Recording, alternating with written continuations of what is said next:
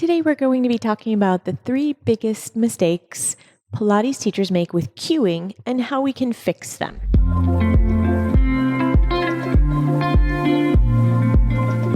Welcome. Stick around if you want to learn about the art and philosophy of beautiful movement mixed with evidence-based exercise science. We'll be having tough and inspiring conversations with other coaches, experts, artists, and athletes.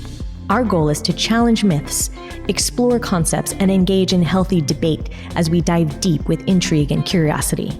I'm your host, Hannah Deutscher. I've been teaching dance, Pilates, and yoga for over 2 decades. And what I've learned is that movement can be the joy that integrates us all together. When we can trust and express ourselves through our bodies, we are unlimited in our ability to change ourselves and our communities for the better. We, as movement teachers and coaches, have the power to help people experience this for themselves. Okay, everyone, let's dive in. Exchanging ideas and changing people's lives one session at a time. This is the Pilates Exchange.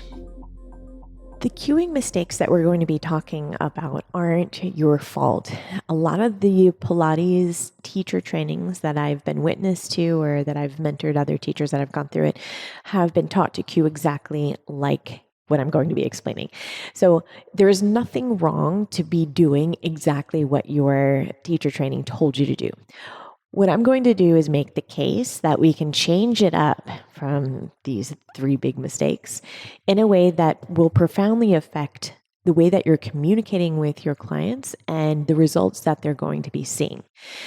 We could get into the nitty-gritty of the words that we're choosing and the types of cues that we're using. And we do that. And it's actually really exciting. There's a lot of really exciting information, evidence-based science that tells you how to cue better. We do that in our teacher training programs.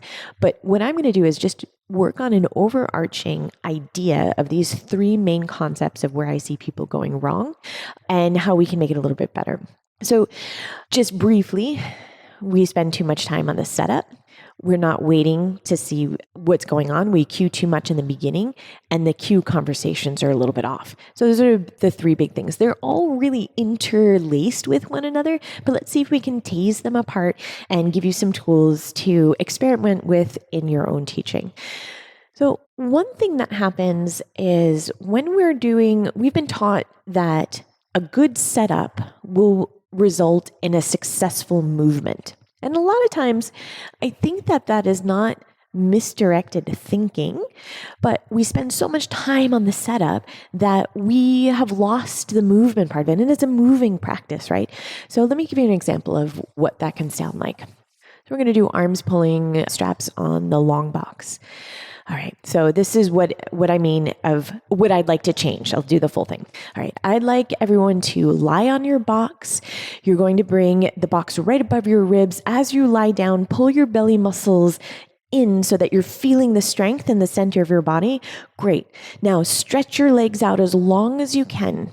Point your knees, or stretch your knees, point your feet, squeeze them together. Fantastic. Stay right there. Wait. Okay. Now lengthen your neck. Okay. Grab those straps in your hands and now make your arms a little bit wider than the rails. Perfect. Lengthen your neck a little bit more. Take a big inhale. Next exhale, stretch your arms long behind you. Keep reaching. Squeeze your legs, pull everything together, and then bring your arms back to the front.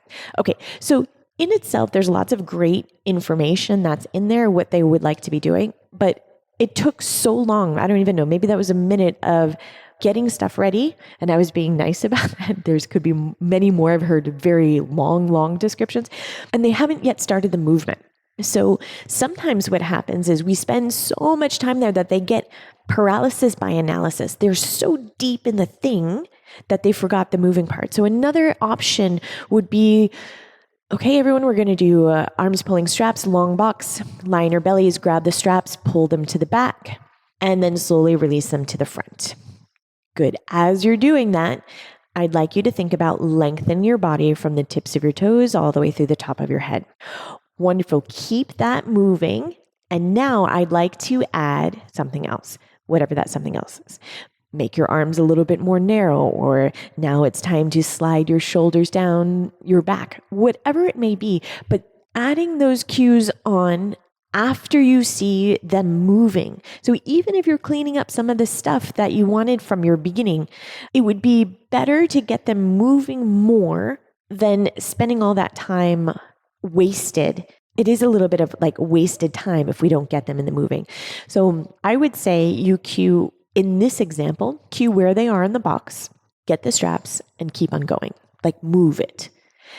Not everyone thinks the same thing. There is a couple different Pilates methods out there that spend a lot of time on the setup between each exercise. But I think that we can trust our clients that once they know these exercises, or even if they don't know them, to let them experience it and then clean things up afterwards if it needs it. That brings us to the next big area that I think that we should pay more attention to, is that we want to be generous with our information about movement. Let's say it that way. And that's why we got into teaching. We feel passionately about what we do and we want to just give. That's great. I think that is a great impulse. But sometimes we start cueing exercises and we know all the things that they're supposed to be thinking about, and we just roll them off. Do this, do this, do this, do this. And it becomes so automatic that we've lost that ability to look and see what's happening. Where you're looking, but you're not really commenting on what's happening, like what's happening in that person's body. You're just doing per rote, like what we've been taught to say. And that could be like cues, maybe cues that I don't really like, but that's a whole different topic, like pull your belly button into your spine, press your shoulders down, whatever it is. And you say it every single time. That person might not need that particular cue. And that's where I think it gets a little bit tricky. Press your shoulders down, press your shoulders down, press your shoulder, for one example. And so every time you're cueing that whatever exercise it is, we have a tendency to say the same thing before the person has even moved. Or even when they're moving, we just continue to say the thing. So let's take an example of shoulders being pressed down. Maybe that's not right for that person. Maybe there's so much tension in their back and we press and press and press and press. And they've heard it so much that that's their now new normal, is pressing down. That could be one caveat to that type of cueing. The second one is that our clients will just tune us out. If you are saying the same thing all the time, they will no longer, it just becomes background music to them. There's no novelty in what you're saying. And it might not be relevant to what they're doing. That's the other part of it. And a very important part of it is that cue, maybe they don't need it, but because we've been trained that that is important for that exercise, then we say it anyways. There's that aspect of it, but there's also the aspect of we need to leave room for them to experience things in their own bodies. That includes making mistakes. So making mistakes is such an integral part of our motor learning process. We need to have enough room for error so that we get that feedback in our brains and it says, oh yeah, now I could do this. I'll give you an example of, say you're standing in front of the stability chair or the wonder chair and you're pressing the pedal down and up and you want them to hold on to their balance. So you say something like, okay, stretch your bottom leg, spread your toes out onto the ground, even your hips, press the pedal down and come back up. Okay, but you really need to be holding on to your stability in the center. Make sure your neck is long and your head is right over your shoulders. Yes to all of that, maybe. Wouldn't it be better to just let them experience it? Say they're pressing it down and they get a little bit wobbly. And then they come back into it, and then their brains are infinitely smarter and faster than our words. Their brains, in this case, if they were starting to tip over, will figure out how to get them back into equilibrium, because everyone wants to stay upright, unless there's balance issues from some neurological condition. Maybe that's a different story. Still, we don't need to cue it in that way. But point is that room for them to experience, oh, that didn't work. Let their brains try to figure it out. And then you pick the one thing that you saw that might be helpful in their case. Or you just let them try it again and try it again and then give them some more information once they know what that target is. If they understand what the goal of the exercise is, then they're able to do it. It's like the goal, you could imagine if you were shooting basketball hoops, like hoop is a hoop. Obviously, I'm a very short person. I don't play basketball. So you have the basketball and you have the hoop. So let's imagine it. And if you know that the goal is to put the basketball into the hoop, then you just continue on and you get some information, but it's very clear what our goal is. So my point would be, before we overcorrect the thing and give too much information, just make sure the goal of the exercise is clear to them. And then I bet that they will have a more successful way of getting there faster than the cues that we may be throwing at them.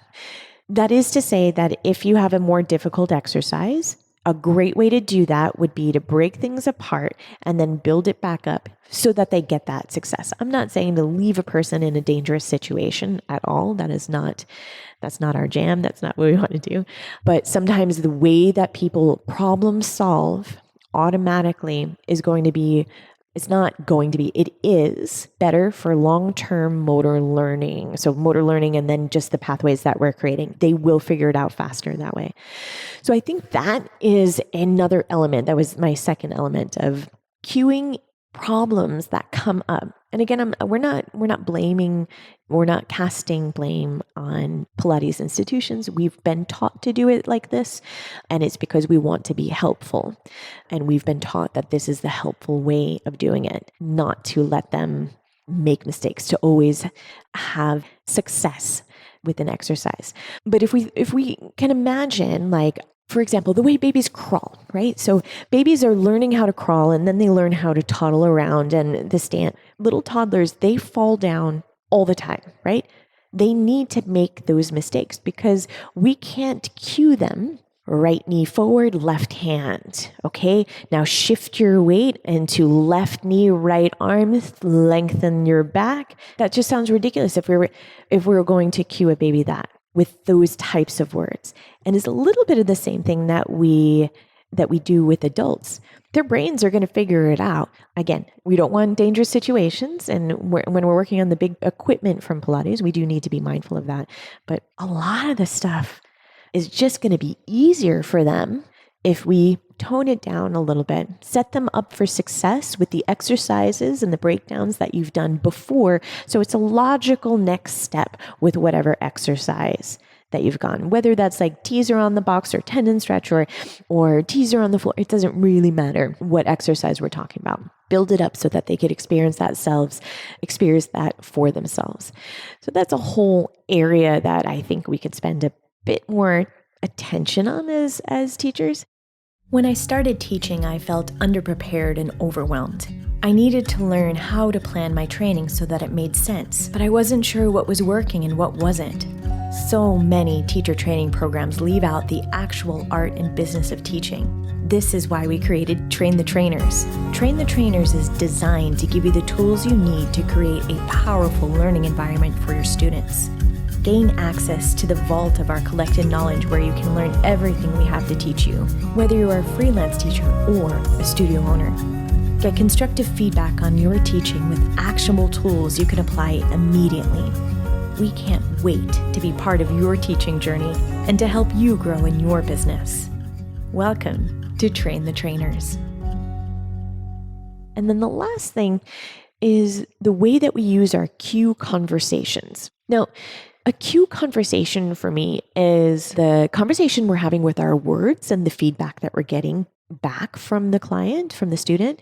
So that can be in words, but it's also conversation comes into watching the body language, listening, literally listening with our ears of like, is there a funny noise when they're pressing down or like rolling like a ball? Do you hear the slap of their back as they hit the ground because it was not rounding? So it's the sound of it, but it's also listening with our eyes a little bit more. We need to make room to see what's going on before the next step. Different than right now, as I'm recording a podcast. Right now, it's a monologue. I'm talking. But if I was working with a client, there's a lot of room for experience. There's a lot of room for me listening with my eyes, my ears, and my body to see what's going on, to hear what's going on. What's their breathing like?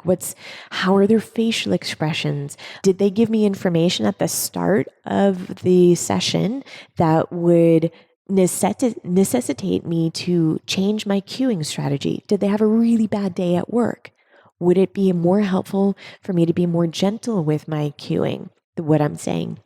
So that's one part of it. The other part is how we listen for their response. So it might be, yeah, I got it. Like maybe they give you a verbal confirmation. Yeah, I understand it. Or maybe it's a facial expression. Maybe maybe we need to ask, what are you thinking about right now as you're doing this exercise? If you're seeing that it's not successful and if you rate it and it's just not working the way that you want it to or the way they want it to, sometimes it is stopping and literally asking, okay, what's going on in your brain right now? It could be that they're thinking about something totally outside of the realm, like they're just worrying about a financial issue at home, so that it would be more helpful than to guide them back into the room. Or I've had this sometimes. They are thinking about a cue you gave last week or a month ago, or let's take the shoulders down thing. Maybe they're trying to reach their arms above their head, but they are in their brains thinking shoulders down, shoulders down, shoulders down. And you're like, well, why can't you raise your arms? Well, they're thinking that it would make the movement easier if their shoulders are pressed down, but you wouldn't know that unless you ask them. So that essential part of the cue conversation is to get some sort of response from them so that you can guide them into the direction that you want to go. It does look a little bit different when we are in a group dynamic. Say you're teaching a big group, but you're not waiting then perhaps for verbal cues, like that conversation back, but sometimes you are. Sometimes it's fine, like, hey, did everyone get that? Give me a yes. All right, let's move on. Or it's that conversation of slowing down and listening to what their bodies are doing, the sound of their breath, the noise that they're making when they're coming down to the mat, the atmosphere, the general atmosphere of the room. Is it one of concentration or is it one of frustration? And that's part of our cueing conversation. So if it's concentration, fantastic. If it's frustration, maybe you need to lighten the mood or go back a step to make things more successful for them. A little bit of frustration is not a bad thing. In order for them to learn, we need to make mistakes. We need to be a little bit frustrated just right out of that like comfort zone in order to experience something new in our bodies. So that is definitely part of it. But reading the room, listening, cue conversations, I think that is something that is sometimes a little bit lost in that art. So to go back, our 3 things that I think would be helpful to have a think about is how much setup do you really need for the exercise? Can you get them moving faster? Literally faster, but get them into the movement faster so that you can really see what's going on. Brings us into really seeing and noticing what is necessary for you to be saying for them to have a more successful experience there. And then listening, that cue conversation. How can we slow down and really make it a dialogue between their bodies and what we're doing? Because that's all what they're thinking about, but also what their body is doing. Hopefully that's helpful for you all, the way that I've broken that down. There's different verbal cues that we can use, and maybe we'll talk about it a little bit at a different time. It is a huge part of our Train the Trainers program because there's some fun things that we could be doing that help our learners do just that, learn their movement in a fun, playful, but efficient way. Have a fantastic rest of your day, and I'm wishing you a happy teaching. Thank you so much for joining us today. I hope you enjoyed the conversation. A great cost-free way of supporting us and the podcast would be to give us a 5-star rating.